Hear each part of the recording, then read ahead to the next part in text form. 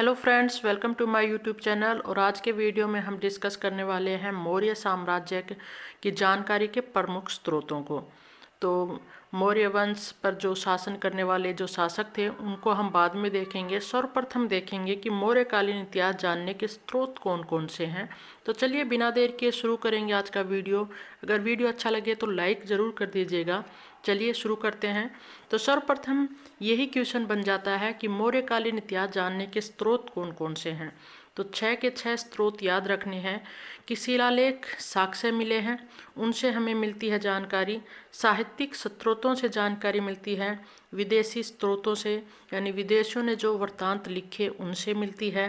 पुरातात्विक स्रोतों से मिलती है यानी जो उत्खनन किए गए उनसे जो सामग्रियाँ मिली हैं उनसे हमें मौर्य काल की जानकारी मिलती है। कला संबंधी साक्ष्य से हमें जानकारी मिलती है और मुद्रा विषयक साक्ष्यों से मिलती है। तो 6 के 6 इम्पोर्टेंट टॉपिक हैं, यहाँ से क्वेश्चन अक्सर बन जाते हैं। सर्वप्रथम हम देखते हैं शिलालेख या साक्ष्यों को। जो 14 वृहद शिलालेख हैं ये 8 अलग अलग स्थानों से मिले हैं। तो यहाँ से क्वेश्चन बनता है कि कौन से स्थल से कौन सा शिलालेख मिला है। तो क्वेश्चन आए हुए हैं, साहिबजागढ़ी कहाँ पर स्थित है। तो ये पेशावर में स्थित है, पाकिस्तान में। मानसहरा हजारा पाकिस्तान में स्थित है। तो ये बहुत ही इम्पोर्टेंट है, यहाँ से क्वेश्चन अक्सर बनते हैं तो इनको याद रखना होगा आपको। तो साहिबजागढ़ी की बात करें तो ऐसे याद रख सकते हैं कि शाह यानी शाबाशी देना ही उसका क्या है, पेशा है। ओके।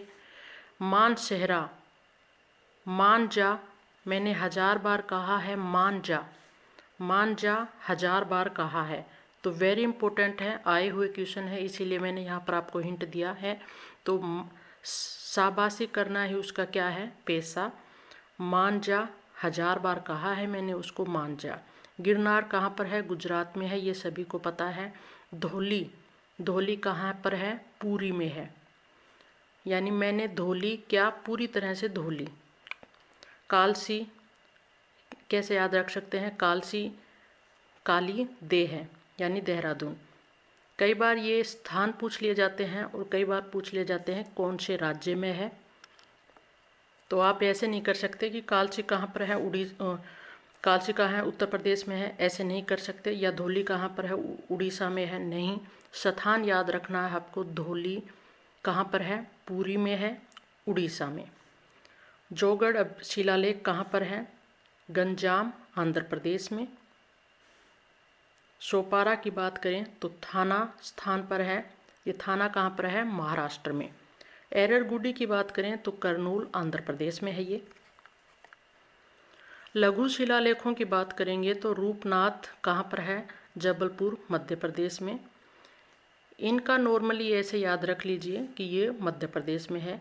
और बात करें ऊपर वृहद शिलालेखों की तो यहाँ से स्थान भी पूछ ले जाते हैं, तो स्थान भी याद रखना है कि एररगुडी कहाँ पर है, तो करनूल आपको याद रखना है। और आंध्र प्रदेश भी कि करनूल कहाँ पर है, आंध्र प्रदेश में। रूपनाथ मध्य प्रदेश में है, ऐसे भी ध्यान रख सकते हैं क्योंकि ये कम ही पूछे जाते हैं। सहस्राम की बात करें तो ये बिहार में है। वैराट वेरी इंपॉर्टेंट है, बहुत ही बार पूछा गया है ये क्वेश्चन, तो ये राजस्थान में है और जयपुर में है। गुर्जरा की बात करें तो मध्य प्रदेश में है ये। मास्की पूछा जाता है, रायचूर में है ये, आंध्र प्रदेश में। ब्रह्मगिरी चित्रदुर्ग कर्नाटक में है ये, और सिद्धपुर भी चित्रदुर्ग कर्नाटक में है। जटिंग रामेश्वर चित्रदुर्ग कर्नाटक में है। गोवीमठ हासपेट कर्नाटक में है। पालकीगुड हासपेट कर्नाटक में है। यानी कर्नाटक में कितने हो गए, 5 हो गए।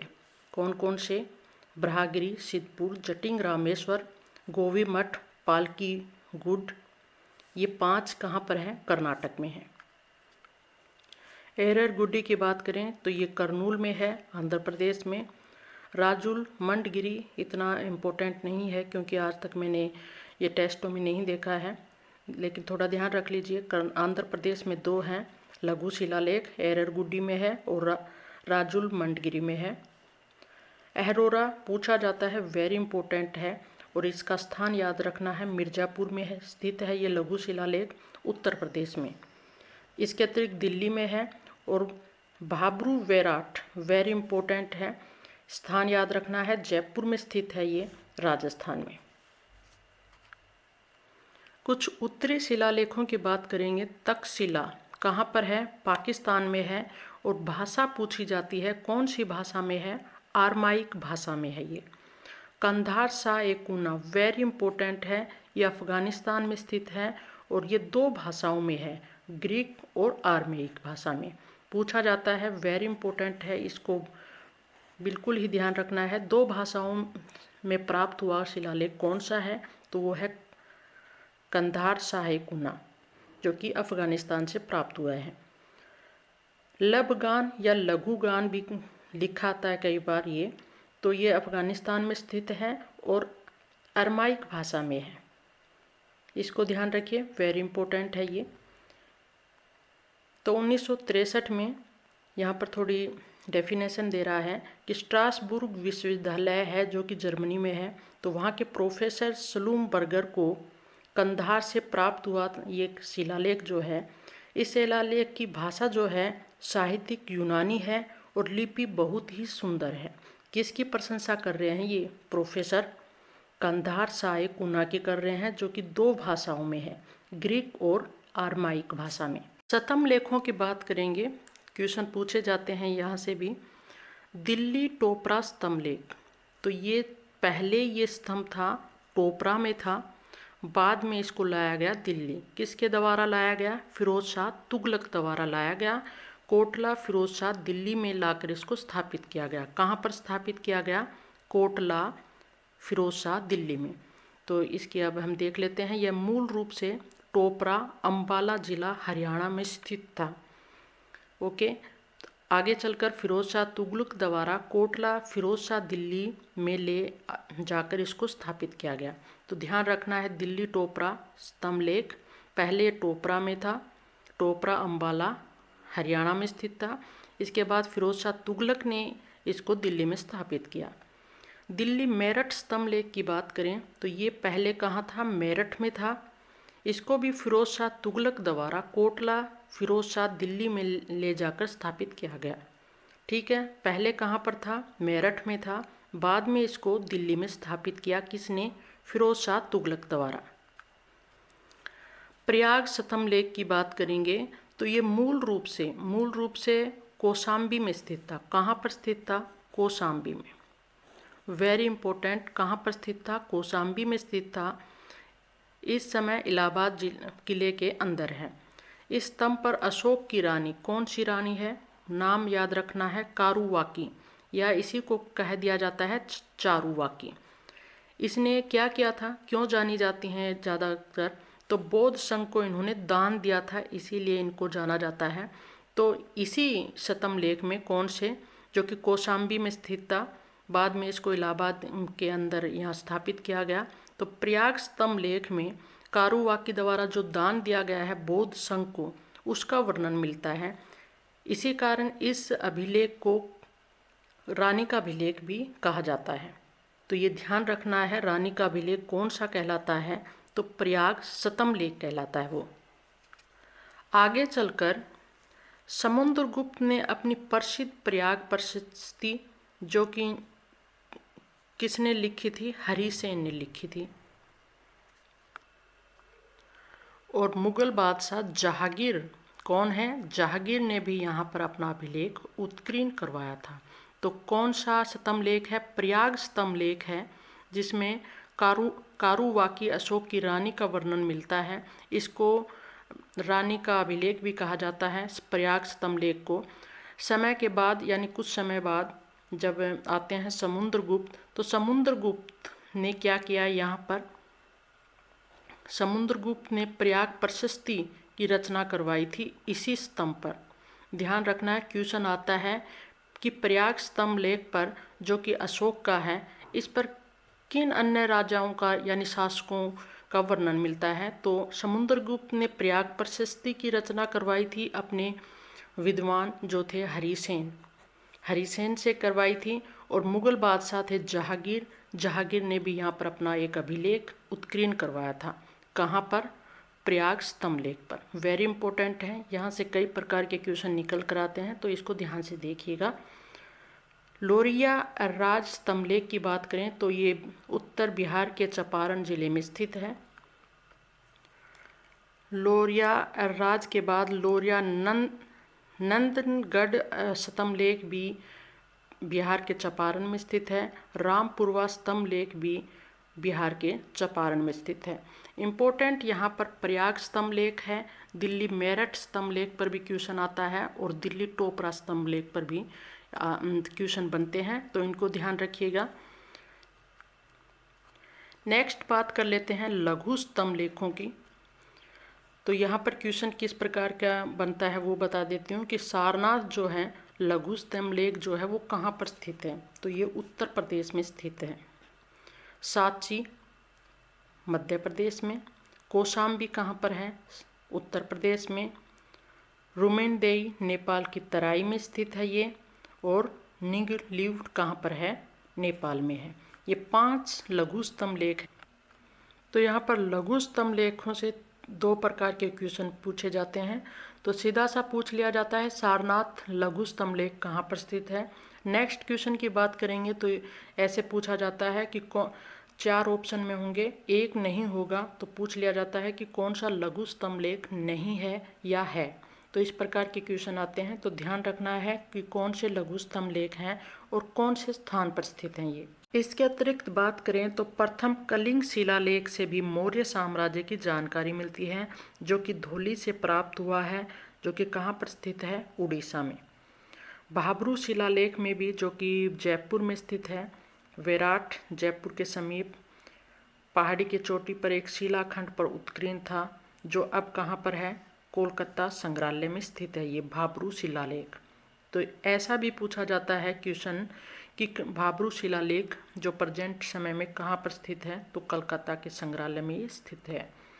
गुफा अभिलेख बिहार में है, जो कि गुफा अभिलेख बिहार में गया के समीप बराबर की पहाड़ियों में अशोक की 3 गुफा लेख मिले हैं, उससे भी मौर्य साम्राज्य की जानकारी मिलती है।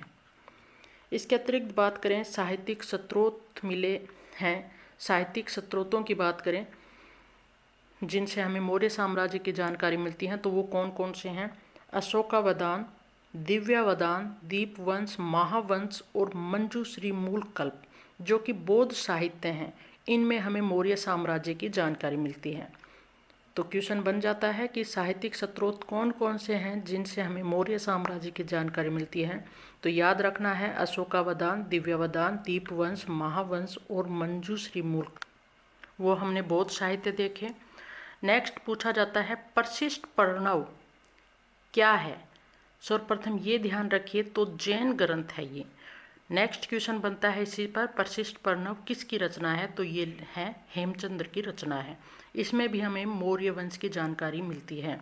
विष्णु पुराण से मौर्य वंश की जानकारी मिलती है और कौटिल्य के अर्थशास्त्र से जानकारी मिलती है। इनकी रचनाएं याद रखनी है। कौटिल्य का क्या है? अर्थशास्त्र। मुद्रा राक्षस किसकी रचना है? विशाखा दत्त की है। राजतरंगी कलहन की है। कथा सरित सागर किसकी है? सोमदेव की है। और वृहत कथा मंजरी किसकी है? हेमचंद्र की है। इसके अतिरिक्त परिशिष्ट प्रणव किसकी है? हेमचंद्र की। और वृहत कथा मंजरी किसकी है? हेमचंद्र की। तो 2 रचनाएं हैं हेमचंद्र की।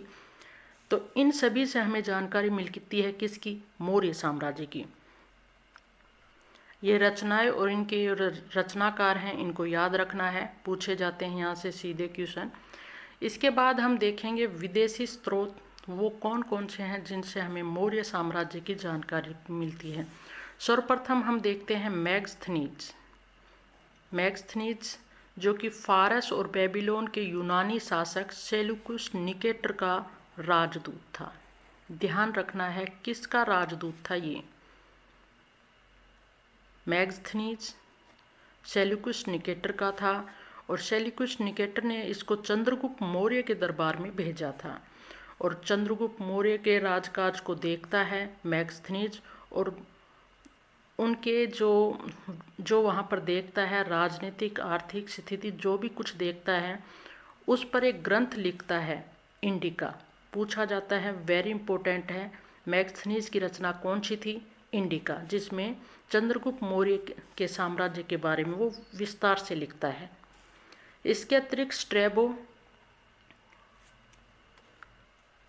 डियोडोरस, प्लिनी, जो कि प्रथम शताब्दी में एक इनकी रचना है, पूछी जाती है। प्राकृतिक इतिहास या कह सकते हैं नेचुरल हिस्ट्री किसकी रचना है? तो ये है प्लिनी की। इसमें हमें मौर्य साम्राज्य की जानकारी मिलती है। इसके अतिरिक्त एरियन और प्लूटार्क, इनसे हमें मिलती है मौर्य साम्राज्य की जानकारी। तो ये विदेशी यात्री हैं, कह सकते हैं। इन्होंने अपनी रचनाएं लिखी, उसमें वर्णन किया मौर्य वंश का। तो प्लूटार्क लिखता है कि चंद्रगुप्त का उल्लेख एस्ट्रोकोटस के रूप में हुआ। किसने किया है? प्लूटार्क ने। इसमें उसने लिखा है, प्लूटार्क ने क्या लिखा है कि युवावस्था में वह सिकंदर से मिला था। वह कौन? चंद्रगुप्त सिकंदर से मिला था। इन विदेशी यात्रियों के अतिरिक्त हमें फाहियान और हुनसांग, इनसे भी हमें मौर्य वंश की जानकारी मिलती है। तो हमने देखे विदेशी स्रोत कौन कौन से हैं जिससे हमें मौर्य वंश की जानकारी मिलती है। वेरी इंपॉर्टेंट है मैग्स्थनीज, प्लिनी की रचना भी पूछी जाती है, और प्लूटार्क, इनको ध्यान रखना है, वेरी इंपॉर्टेंट है। इसके अतिरिक्त बात करें हम पुरातात्विक उत्खनन की, यानी हमारे पुरातात्विक स्रोत विभाग ने क्या किया? उत्खनन कार्य किया, और उनसे जो चीज़ें मिली उन्हीं से अनुमान लगाया गया कि ये कब के समय की हैं? मौर्य साम्राज्य के समय की हैं। तो ये उत्खनन कार्य कहाँ कहाँ पर हुए? पटना के निकट कुम्हरार, यहाँ पर बुलंदी बाग के उत्खनन में भव्य राजप्रसाद के उत्खनन मिले हैं, यानी उनका उत्खनन हुआ। इनसे हमें जानकारी मिलती है कि मौर्य साम्राज्य यहाँ पर फैला हुआ था। कौशाम्बी, राजगृह, पाटलिपुत्र, हस्तिनापुर, तक्षशिला के उत्खनन कार्य से हमें उत्तरी चमत्कार काले मृतभांड मिले हैं, जिनसे हमें पता चलता है कि मौर्य साम्राज्य यहाँ पर विस्तृत था। तो कौन कौन से उत्खनन कार्य हैं जिनसे हमें मौर्य साम्राज्य की जानकारी मिलती है? तो वो है पटना के निकट कुम्हरार और बुलंदी गांव के उत्खनन में मिले हैं। भव्य राजप्रसाद के उत्खनन मिले हैं। कौशाम्बी, राजगृह, पाटलिपुत्र, हस्तिनापुर और तक्षशिला के उत्खनन से हमें उत्तरी चमत्कार काले मृतभांड मिले हैं, जिनसे हमें जानकारी मिलती है किसकी? मौर्य वंश की। कला संबंधी साक्ष्यों की बात करें तो कला संबंधी कहाँ से हमें मौर्यकालीन स्तूपों से जानकारी मिलती है मौर्य साम्राज्य की, उनके विहार से मिलती है। अशोक द्वारा निर्मित स्तंभों से हमें जानकारी मिलती है। इसके अतिरिक्त स्तंभों के शीर्ष पर जो पशु मूर्तियाँ स्थित हैं उनसे हमें मौर्य वंश की जानकारी मिलती है। मुद्रा साक्ष्यों की बात करेंगे तो चांदी के पाण, तांबे के मशक पूछे जाते हैं। तांबे के मशक किस समय में थे? तो ये मौर्य काल में थे। इसके अतिरिक्त पंचमार्क सिक्के, जो कि आहत सिक्के भी कहलाते थे, और तक्षशिला से प्राप्त पंचमार्क सिक्कों का भंडार। पंचमार्क सिक्कों का भंडार कहाँ से मिला है? तक्षशिला से, जिसमें वृक्ष, सूर्य, चंद्रमा, पर्वत, पशु पक्षी आदि को पंच या मुद्रांकित किया गया है। तो ये भी ध्यान रखना है आपको, क्वेश्चन बनता है कि पंचमार्क सिक्कों पर किसके चित्र अंकित हैं? तो वृक्ष है, चंद्रमा है, सूर्य है, पर्वत है, पशु पक्षी हैं। तो मुद्रा साक्ष्य चांदी के पर्ण, तांबे के मशक और पंचमार्क सिक्कों से हमें मौर्य वंश की जानकारी मिलती है। तो आज के वीडियो में हमने जाना कि मौर्यकालीन इतिहास जानने के कौन कौन से स्रोत हैं। तो 6 बिंदु थे जिनसे हमें पता चलता है मौर्यकालीन इतिहास का। कौन कौन से थे? शिलालेख या साक्ष्य, साहित्यिक स्रोत, विदेशी स्रोत, यानी कौन कौन से विदेशी थे हमने देखा आज के वीडियो में। कला संबंधी साक्ष्य, कला से हमें कैसे साक्ष्य मिले जिससे हमें पता चला कि मौर्य साम्राज्य यहाँ पर था। साक्ष्य, साहित्यिक स्रोत, पुरातात्विक स्रोत, कहाँ कहाँ उत्खनन कार्य हुए और हमें पता चलता है कि मौर्यकालीन साम्राज्य यहाँ पर विस्तृत था। मुद्रा विषयक साक्ष्य हमने देखे। तो आज के वीडियो में इतना ही। नेक्स्ट वीडियो में हम देखेंगे मौर्य वंश में कौन कौन से शासक हुए, उनके क्या क्या कार्य रहे, उनकी कौन कौन सी उपाधियाँ थी, कौन कौन सी उन्होंने विजय हासिल की। जो क्वेश्चन बनते हैं टेस्टों में वही क्वेश्चन हम यहाँ पर डिस्कस करेंगे। तो नेक्स्ट वीडियो में एक बार फिर से मिलेंगे, तब तक धन्यवाद। वीडियो अच्छा लगा हो तो लाइक कर दीजिएगा, चैनल पर नए हैं तो इसको सब्सक्राइब कर लीजिए।